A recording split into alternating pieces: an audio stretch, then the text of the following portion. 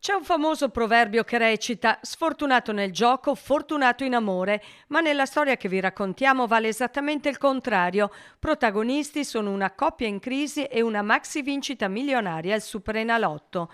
Tutto inizia nel 2021. Un bancario bassanese, oggi 42enne, si unisce civilmente con un estetista toscano di un anno più giovane. Nel 2024 quest'ultimo vince ben 101 milioni di euro al Superenalotto, ma non racconta nulla al compagno, dato che la relazione è in forte difficoltà già da tempo e i due sono separati di fatto, ma non legalmente.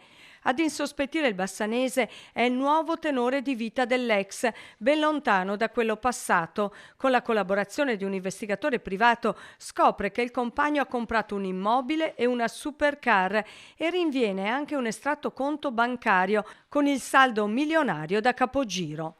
La verità viene così a galla. Messo alle strette, l'estetista racconta della maxi vincita, di quelle che ti cambiano la vita, ma che in questo caso non riaccendono la scintilla dell'amore. Anzi, il bassanese non ci sta e chiede la sua parte, 40 milioni di euro oppure un assegno mensile di 6.000 euro, sostenendo che la somma vinta al gioco ricade nella comunione legale dei coniugi, anche se la giocata è stata fatta con denaro personale.